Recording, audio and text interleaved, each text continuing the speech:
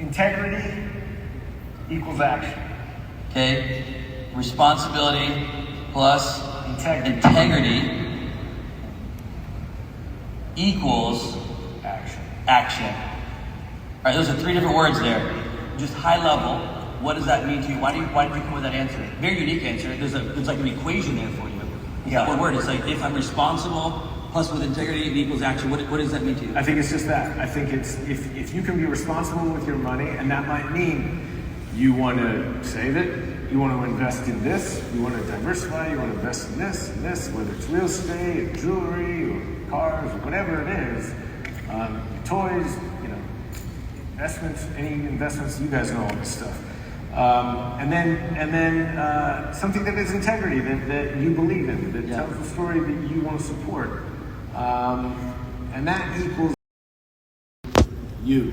And know that there's so much failure in business, so much failure, so many mistakes being made, but they're all sort of little lessons to put in your back pocket so that, I've got this one thing where I feel like 99 no's, you'll definitely get one yes, and that one yes might take you everywhere. So keep on going. If you can do your 10,000 hours and make sure you know what you're talking about, you're definitely gonna hit something. I love it. You guys give Gabriel a hand here. Come back from LA. Thank you, Gabriel. Let's give it up for Gabriel Mott, everybody! What a treat! Woo! Woo! I know. Beautiful. Roll your shoulders back and check this out.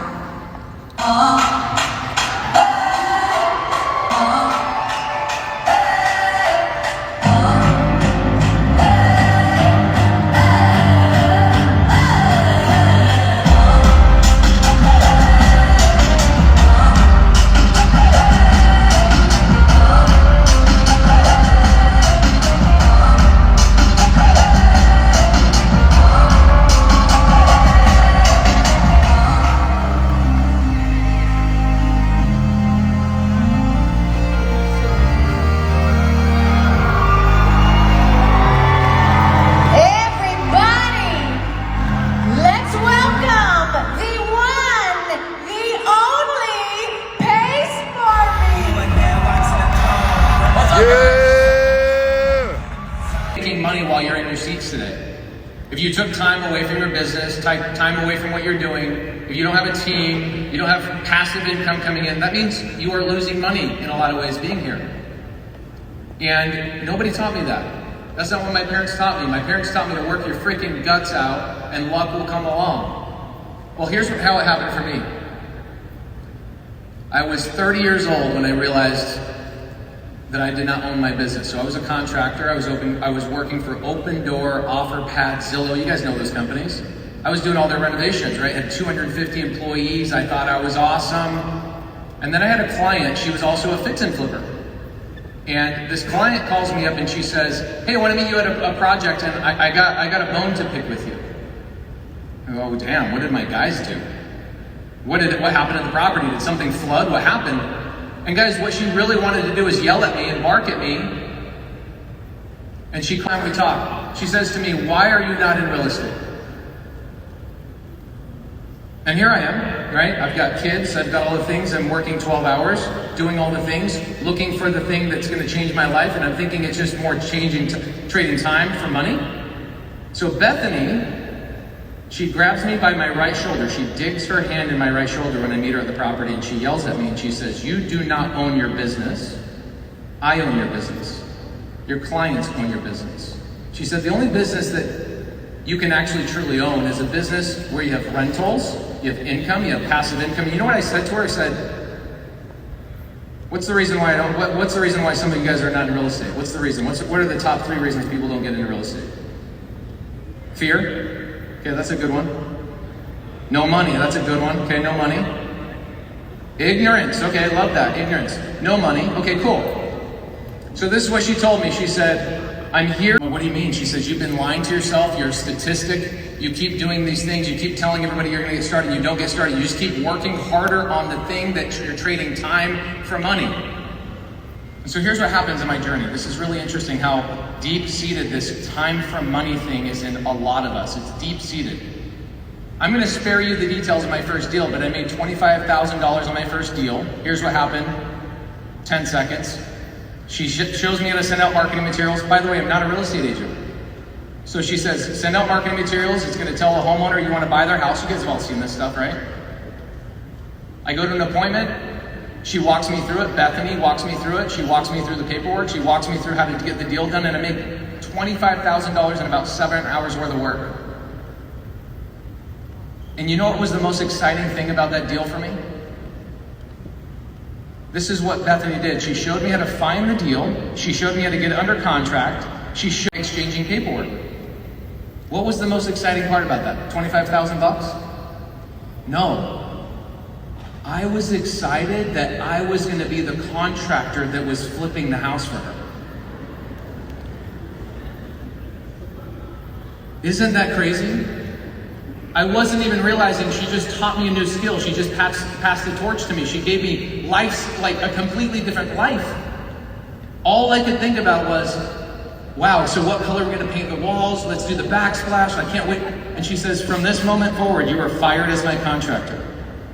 You will never do another project for me. And if I could change one thing about your life, you would never do another construction project ever again.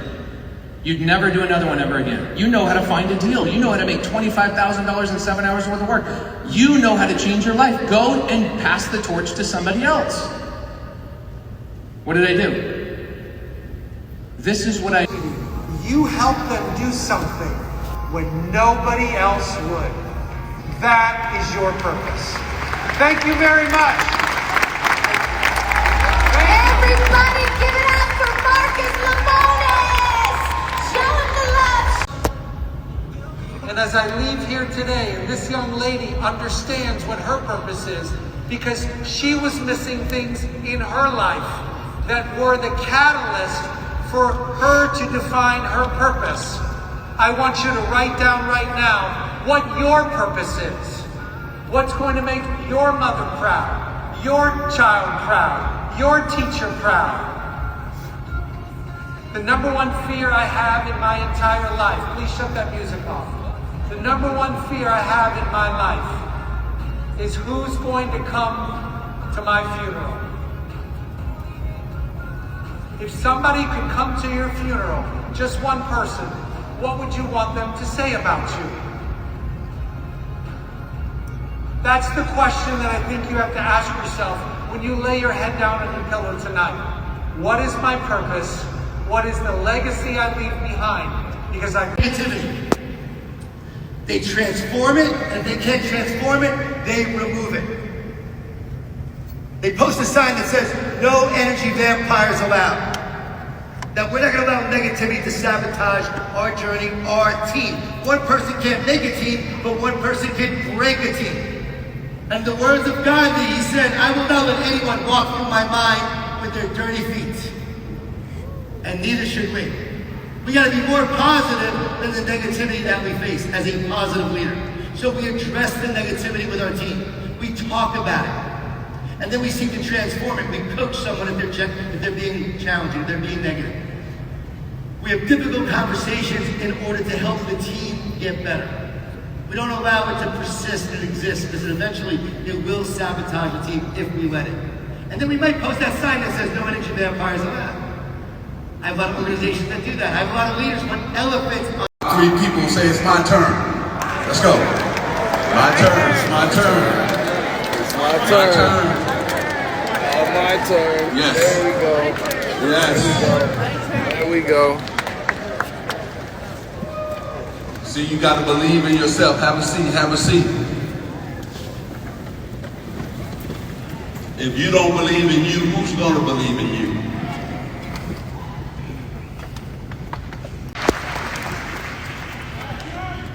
So, the beautiful thing about it is that I was able to get with the right mentors. First, Dr. Buss, who owned the Lakers, and I said to him, hey, Dr. Bus, after I'm done playing, I want to become a businessman.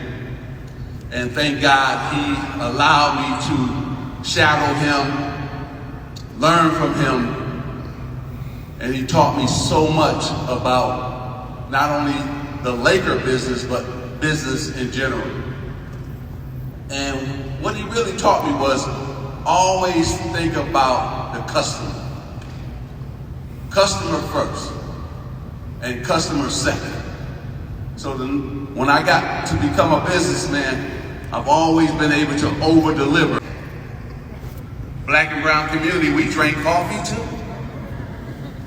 So sure enough, Howard Schultz said, man, let me take a look at it. I said, the growth of your business have to be through the inner cities of America. And he took a look at it, the board signed off, everybody signed off, and I started building Starbucks in the inner cities of America. When everybody thought it would never work, LA Times said, no way minorities will pay $3 for a cup of coffee. We'll pay $3 for a cup of coffee, but we quite don't know what scones are in our community. So we had to take the scones out of my Starbucks, sweet potato pie, peach cobbler, and that little change made my per cap shoot through the roof. And then, what's your name, my man? Kevin. Stand on up, Kevin. Strategy. Every business I built, there's an exit strategy to it. We knew at 125 I was going to exit. So I sold those Starbucks back to Howard Schultz Starbucks. So what is your exit strategy going to be with your business? Always remember that it's important that you know what is your goal? What are you trying to achieve with this business? Now for me, I like multiple revenue streams. So just about every business I invest in, multiple revenue streams. The theaters had it, Starbucks had it, and of course all the sports teams, they had. More businesses have failed, especially in the black and brown community, because of family members. Why? You hired them and they didn't have the skill set.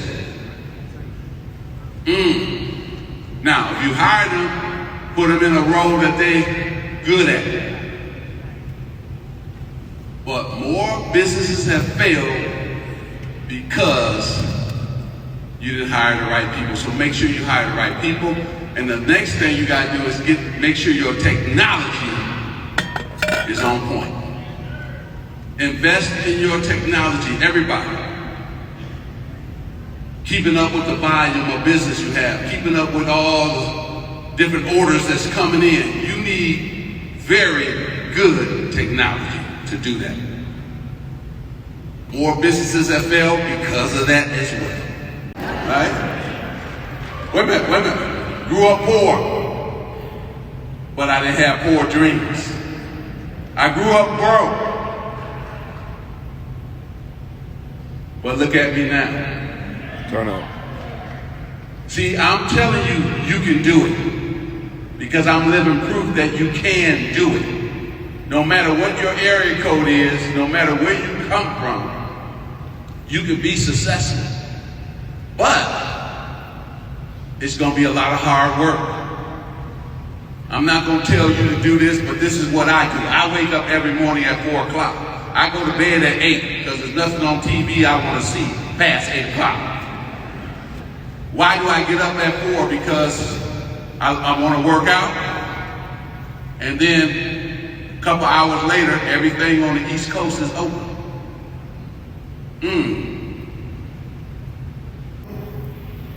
And then, who are you going after? Who's going to support your business? Make sure you understand who's going to be your core customer. You have to understand that. You have to understand who also your competitors are. What are they doing in the marketplace? What are their price points? You have to know these things before you even open your doors. That's very, very important. Every business I'm in, I know who my competitors are. And then write this down. What added value can you drive added value? What added value are you going to bring to that business? See, when I buy a business, I already know. I can. What do you want your brand to stand for? What is this going to say? When people approach you in your business, what is that brand standing for? See, my brand stands for excellence, best in class. And I want to keep that. I've been speaking for over 30 years. Guess what? I've never been late, ever. I was down here for an hour before my time, sitting on the street, waiting. I respect people. My team gets mad at me when we got to go to a meeting and we have to be there an hour and a half before the meeting. They drive them crazy. But I'm a stickler on being on time. Those who come have a meeting with me and they can take you here, but they can't take you here.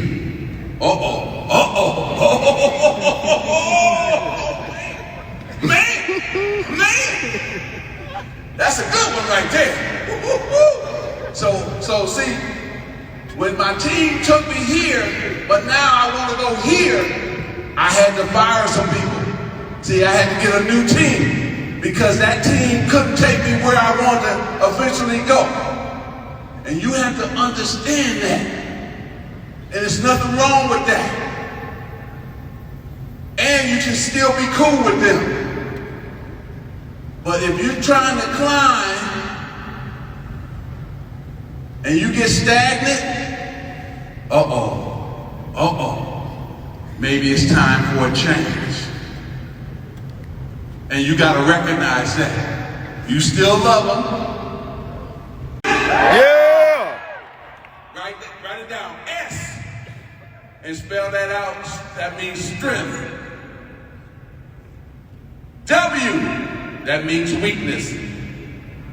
O means opportunity. And T is threat. You should always do a SWOT of your business. You should always do a SWOT of yourself. See, I don't never want to be the same man I was in 23. I don't want to be that dude in 24. I want to be better in 24. A better father, a better husband, a better CEO. I always challenge myself to go to another level. So if you got a weakness, which I have a couple weaknesses right now I'm working on to move it into the strength column. I didn't spend more than I make, and I turned it into something. You got a chance to do something special. Remember I talked about discipline? You got to have discipline. And then stay with your dream. If your dream is to become an entrepreneur, or stay with that. Some people around you gonna tell you that, yeah, right. I had some of the Lakers on my bus start laughing at me. You're not gonna become a businessman.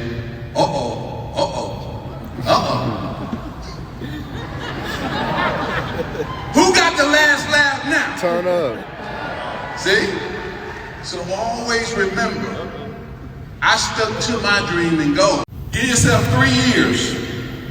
Write it down. 3 years. 5 too long, 7 too long, 10 too long.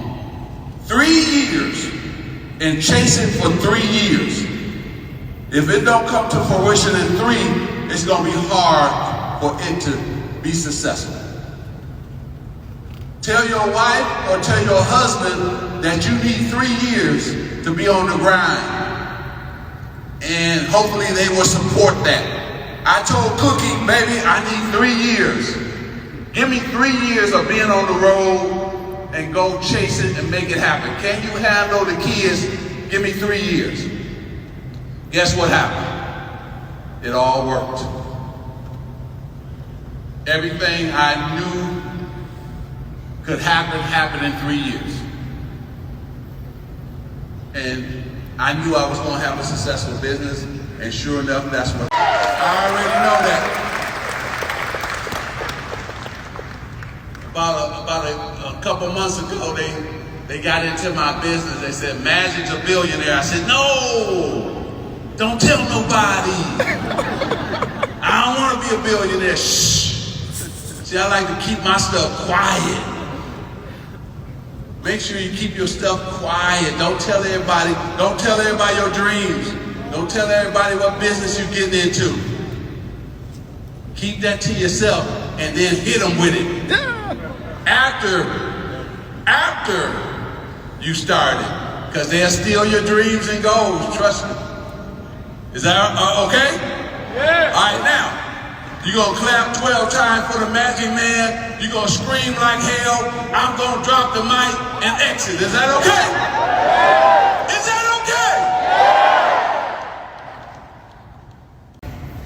So, I remember this was 2018. I got a phone call from someone on my team that said, hey, we've got an opportunity. Kobe's agent or Kobe's publicist reached out and want to come on the School of Greatness. He's launching a podcast for kids. It's called They transform it, and if they can't transform it, they remove it. They post a sign that says, no energy vampires allowed.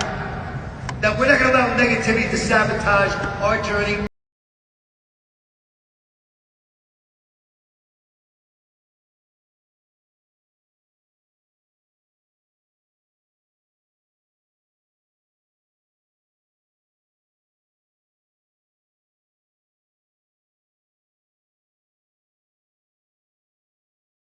To be in conversation with me that way and say, you know what? Ask me anything you want. Ask me anything you want. Take as long as you need. Now, I only got about 45 minutes out of him because his publicists were like in my ear. And I wanted to be respectful because little Wayne over there is waiting and I don't want to make him wait. But it was an incredible conversation. And there was really 3 main things that I took away from this that I want to share with you. The things that Kobe talked about. And you can go and watch this video or listen to this at some time. It got millions of downloads and views. It got shared all over the world when it came out. Because Kobe talked about things that he normally doesn't talk about in regular interviews. He talked about love. He talked about relationships. He talked about emotions. All these different things that people typically don't hear him talk about. And he told me a story early on. And I just want you guys to think about these 3 questions. What do I want? What is my fear? And where do I get to grow? And I go, what did he tell you? He said, son, I don't care if you score every point or if you score 0 points. Either way, I'm going to love you fully. And I go, come on. Your dad's one of these. Yes, you can score all the points or no points. I'm going to love you no matter what. And he said, because my dad told me that, it gave me the courage to go out there and fail over and over again and know I'm still going to be loved. And I think a lot of us don't have that experience. We don't have that feeling or connection with ourselves or with our parents or with partners sometimes. Or chasing something or going after something we want. Because he was clear on what he wanted. He was like, I love this game, I want to play it. Sometimes we don't go after what we want out of fear of failure. Or fear of not being enough, fear of not being loved or liked or included or belonging. And so he knew what he wanted. He was very clear on it.